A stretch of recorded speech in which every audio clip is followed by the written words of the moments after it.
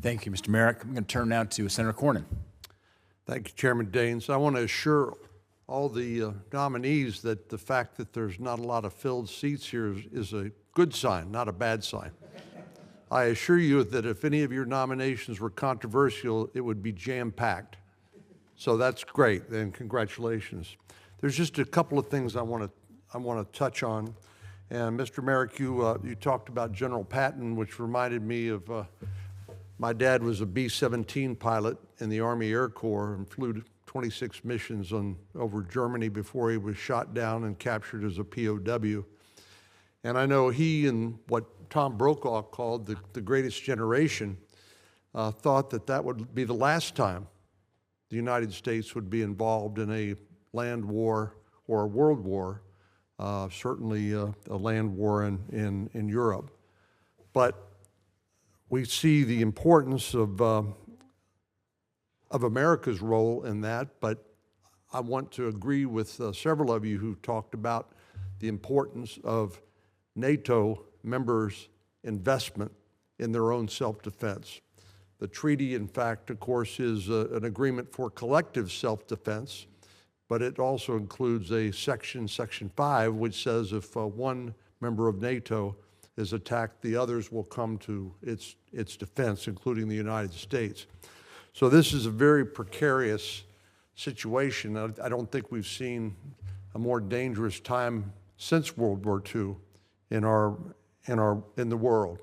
And of course, the United States has responsibilities not just in Europe, but responsibilities around the world, and most emphatically in the Indo-Pacific, which could be an existential threat to the United States and our way of life. Mr. Pipko, I was intrigued by, of course, the fact you were an immigrant, Mr. Rinaldi. To me, it's something we should celebrate in America, and both of you alluded to this. The American dream is still alive, and I think we need to be constantly reminded of that today. But you also have had a fair amount of experience dealing in Russia. Not only you were born in Estonia during the time of the Soviet Union, and I think one of the things that most Americans maybe don't fully understand is sort of the cultural and historical mindset of the Russian leadership. President Trump is doing exactly what we would all hope he would do by trying to bring peace to the conflict between Ukraine and Russia, because they're approaching 1 million casualties already. And as he said, the dying must stop.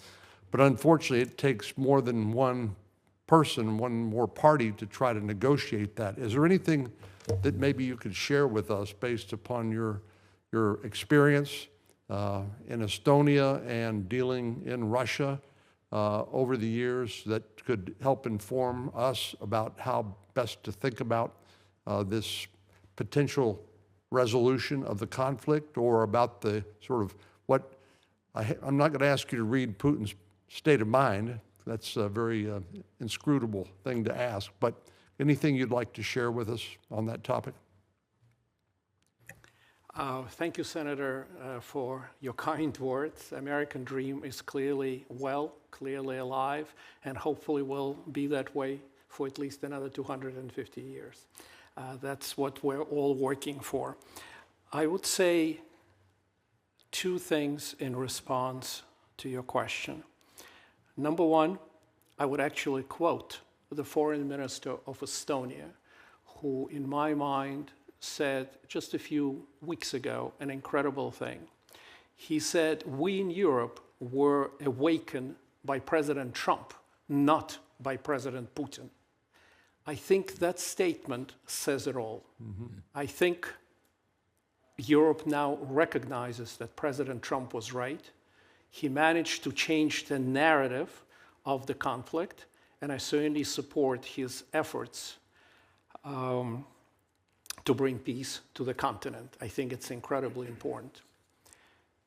The second thing that I'll say, which I think echoes a little what Tulsi Gabbard said a few days ago, but I'll put it a little bit differently. I'm probably one of the few people here who knew personally, very well actually, high-level individuals who were negotiating during the Cuban Missile Crisis. I knew the person in the United States who was President Kennedy's advisor, and I see my time is running out, the person who had the same position in Russia. All I can say based on my discussions with them, we have to stand firm, very firm, but we have to be creative in order to avoid another crisis.